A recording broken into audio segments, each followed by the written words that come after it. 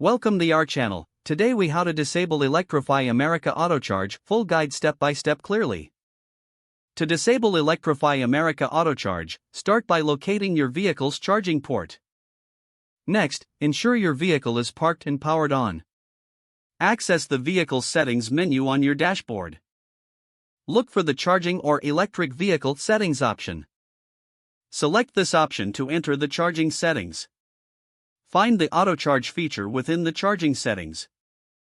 Once located, toggle off the Autocharge feature. After disabling, confirm your selection if prompted. Exit the settings menu to save your changes. Now, your vehicle is set not to automatically charge at Electrify America stations.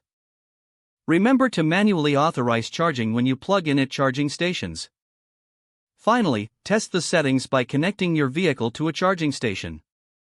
Verify that manual authorization is required for charging. If the page does not load, refresh the browser or try again in a private or incognito window. Make sure you are using the correct email address, then retype it carefully to avoid small typos.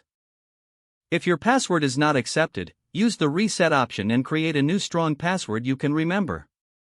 Check your spam folder for verification or security emails, then complete any requested confirmation steps. Enable two-factor authentication if available to improve account security and reduce unauthorized access risk. After signing in, review your profile details so your contact information and settings are accurate and current. If you see an error message, note it down and try again after restarting your device and internet connection. Log out when you finish, especially on shared devices, to keep your account and payment information secure. If the page does not load, refresh the browser or try again in a private or incognito window. Make sure you are using the correct email address, then retype it carefully to avoid small typos. If your password is not accepted, use the reset option and create a new strong password you can remember. Check your spam folder for verification or security emails, then complete any requested confirmation steps.